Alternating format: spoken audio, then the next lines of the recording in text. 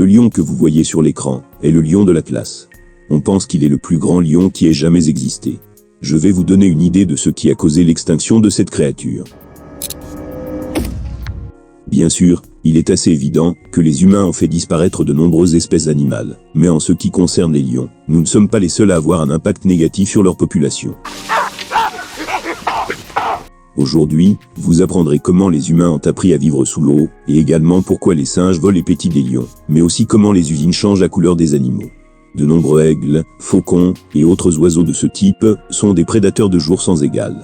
Mais la nuit, l'équilibre des pouvoirs change. Un hibou vient juste d'arracher une butte de son nid. Revenons en arrière. Ce n'est pas un oiseau, c'est plutôt une sorte de ninja avec des ailes. Il existe de nombreux cas de ce genre. Pendant les heures de clarté, un aigle dînera volontiers sur un hibou ou son poussin. S'il les aperçoit, certaines espèces préfèrent les oiseaux comme seul repas. Mais alors que le soleil se couche sous l'horizon, arrive le règne des chouettes. Ce sont de véritables machines à tuer. Ils mangent de tout, y compris les autres rapaces, les reptiles, même les moufettes.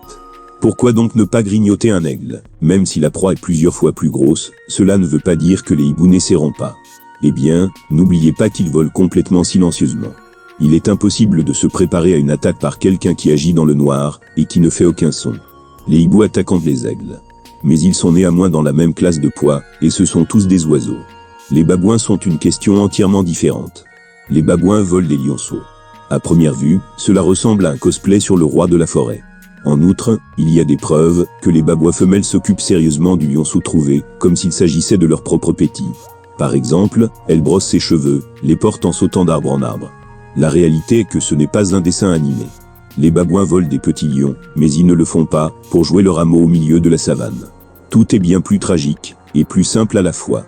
Les lions chassent et mangent les babouins. Il est presque impossible pour les primates de battre un tel prédateur. Ils ont donc dû inventer un schéma cruel. Les babouins volent des lionceaux pour se débarrasser de la menace à l'avance. Donc sans bébé, aucun lion adulte ne les mangera, pour le déjeuner à l'avenir. Et oui, la faune comme c'est généralement le cas, le vol est toujours au moins ennuyeux. Imaginez aller pêcher, tendre un piège, puis quelqu'un vous vole toute votre prise. Vous ne serez guère réconforté par le fait que c'est une pieuvre qui l'a fait sûrement. Et c'est le quatrième plus intelligent de tous les invertébrés. Les poulpes sont le fléau des pêcheurs. Les voleurs d'océan ont compris depuis longtemps qu'au lieu de chasser toutes sortes de vies sous-marines, vous pouvez simplement profiter de ce que d'autres personnes ont déjà attrapé. Pourquoi s'embêter dans ce cas, puisque tout est déjà prêt? Presque un buffet complet. Après, il ne reste plus qu'à s'échapper de la scène du crime à temps. Et oui, la pieuvre a assez d'intelligence pour cela aussi. Les scientifiques ont découvert, il y a longtemps, qu'ils étaient des créatures incroyablement intelligentes et rusées. Ils peuvent ouvrir les bocaux épreuves pour enfants, construire des abris à partir de matériaux improvisés. Ils peuvent se souvenir, et même ne pas aimer les humains, mais aussi manger des crabes. Contrairement aux pauvres pêcheurs, les araignées domadas savent exactement comment ne pas rater leur proie. Peut-être, c'est pourquoi ils préfèrent les manger directement sur place. Ils chassent en attendant au bord d'un étang ou d'un ruisseau, voyant les ondulations des mouvements des poissons. Les araignées courent littéralement à la surface ou sautent immédiatement dans l'eau, pour attraper leur proie avec leurs pattes solides. D'ailleurs, leur calibrage peut atteindre 8 cm. Donc assez pour faire face aux petits poissons. Après ça, tout est comme d'habitude. La morsure empoisonnée, une courte attente, et enfin un bon appétit. Mais il est peu probable que vous preniez une araignée avec vous lors d'un voyage de pêche comme aide. Eh bien, ils ont l'air plutôt hostiles.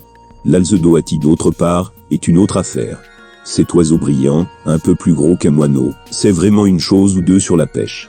Habituellement, Alcedo reste sur des branches suspendues au-dessus de l'eau. Et quand il repère un poisson, il tombe instantanément là-dessus. Tout se passe si vite que personne n'a le temps de rien comprendre. Ni les poissons, ni les observateurs. Mais l'oiseau attrape la proie, avec son long bec pointu et part pour le dîner. Ce sont des pêcheurs idéaux. Mais si le poisson n'est pas bon, Alcedo n'hésite pas à ajouter de la variété au menu. Libellules, larves, lézards, voire des écrevisses. Ils mangeront tout ce qui n'a pas réussi à se cacher à temps. Ainsi, les araignées et les oiseaux sont assez bons pour la pêche. Vous savez, il ne resterait plus de poissons si les deux-là apprenaient à vivre sous l'eau, comme les humains. Je ne parle pas de futures colonies sur le fond marin. Des gens vivent pratiquement sous l'eau en ce moment. Les tribus Mokans ne comptent que 2 ou 3 000 à la frontière de la Thaïlande et de la Birmanie. Ce sont de véritables nomades. On les appelle même des gitans de la mer. Et si quelqu'un sait quelque chose sur la mer, ce sont bien les Mokans. Ils vivent de la pêche et de la cueillette, chassant dans les fonds marins sans équipement de plongée. Le peuple Mokan peut passer plusieurs minutes à des profondeurs de plus de 20 mètres. En outre, ce ne sont là que quelques-unes de leurs incroyables capacités. Les chasseurs de ces tribus voient plus mieux sous l'eau que les gens ordinaires, car ils plongent depuis la petite enfance. Leurs yeux sont entraînés à se concentrer même au milieu des eaux salées des mers. De plus, ils sont capables de s'alourdir sans poids et de marcher sur le fond. Malgré tous les avantages de la civilisation moderne, comme l'argent et le Wi-Fi, certains d'entre eux vivent toujours un mode de vie nomade, passant la plupart de leur temps dans la mer. Malheureusement, il n'en reste plus beaucoup d'entre eux. Mais vous savez, je me demande si les compétences Mokan fonctionneraient en dehors de la mer qu'ils connaissent. Par exemple, comme dans une piscine. Si les nomades de l'eau sont si bons en plongée, que peuvent-ils faire dans la piscine la plus profonde du monde? C'est juste une structure incroyable. En gros, c'est quelque chose, comme un long tube large, qui va à une profondeur de 42,15 mètres. Le complexe dispose de 4 grottes sous-marines pour la formation des plongeurs, et d'un tunnel de verre sous-marin pour les visiteurs. Ici, diverses expériences et recherches sont également menées en permanence. Par ailleurs, la création même de cette piscine est encore une expérience. On pense qu'il a fallu 9 jours pour le remplir d'eau, et sa capacité totale est de 4300 mètres cubes. Maintenant sortons de l'eau, et faisons semblant d'être dans une forêt. Et si vous levez les yeux, vous remarquerez quelque chose d'inhabituel. Les arbres se touchent comme s'ils gardaient volontairement leur distance. Mais pourquoi exactement? En fait, ce phénomène est connu sous le nom de timidité des arbres. Et je vous le dis dès le départ, les scientifiques ne savent toujours pas pourquoi quelque chose comme ça se produit. Ils étudient les arbres timides depuis 100 ans, mais ne parviennent à aucun consensus. Certains pensent que c'est pour réduire la propagation des ravageurs. Vous savez ce qu'on dit, si vous ne vous approchez pas trop d'un agent infectieux, vous ne serez pas infecté vous-même. En gros, c'est comme les humains. D'autres disent que c'est ainsi que les branches essaient de se protéger les unes les autres contre le vent. En outre, certains scientifiques suggèrent que de cette manière, l'arbre fait simplement mieux sa photosynthèse. Il couvrira les feuilles de l'autre, ce qui signifie qu'ils se laissent mutuellement en tirer le meilleur parti. Bref, personne ne sait rien. Dites-nous ce que vous en pensez dans les commentaires. Mais c'est très intéressant néanmoins. Après tout, les plantes n'ont pas beaucoup de moyens d'éviter tout ce qui est nocif ou dangereux. Ce n'est pas comme s'ils pouvaient prétendre être des cactus, par exemple pour effrayer les ravageurs. Mais le chanceux à cet égard est la chenille. Il semble que cette espèce de chenille a la capacité de prétendre être tout ce qu'elle veut. Même un bâton ou un serpent venimeux. La chenille papillon devient assez grosse. Mais dans la jungle, si vous êtes gros et n'est pas un lion, vous êtes assuré d'être mangé. Heureusement, l'évolution a proposé un déguisement formidable pour certaines espèces.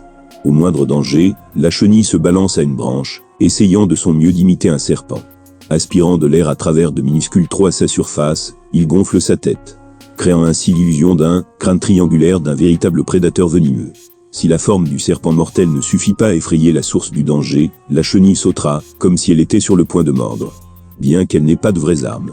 Toute cette mascarade fonctionne généralement. En tout cas, si le monde animal méritait d'avoir un Oscar, c'est sûrement cette espèce qui en serait décernée. Personne ne subit probablement des changements aussi rapides et étonnants. Le plus souvent, ils prennent vraiment beaucoup de temps. Surtout en ce qui concerne l'évolution. Cependant, vous pouvez le voir en action sur les papillons par exemple. Laissons les chenilles serpents tranquilles et voyageons en Grande-Bretagne au milieu du 19e siècle. Regardez bien. Voici le papillon poivré. Cela a l'air assez ennuyeux. Mais c'est celui qui a eu la métamorphose la plus étonnante. À l'origine, les ailes de ce papillon étaient blanches avec des taches noires. Et cette coloration a aidé les insectes à pouvoir se fondre dans l'écorce des arbres. Cela a du sens. Si vous êtes discret, vous ne serez pas mangé. Du moins, pas immédiatement. En gros, tout allait bien, jusqu'à la révolution industrielle. Avec elle, est venue une pollution atmosphérique à grande échelle. L'écologie a grandement affecté la végétation. Les lichens dans lesquels les papillons se cachaient ont disparu en laissant place au vide. Donc, ils devaient penser à quelque chose de nouveau de toute urgence. Par exemple, passer au mode sombre. Mais toute cette histoire ne s'arrêtait pas là non plus. Plus de 100 ans plus tard, les gens ont commencé à lutter contre la pollution de l'air, et les lichens sont progressivement revenus au tronc des arbres. Aujourd'hui, des spécimens noirs sont encore trouvés, mais sont incroyablement rares. Au moins jusqu'au prochain problème écologique. On se retrouve pour le prochain épisode.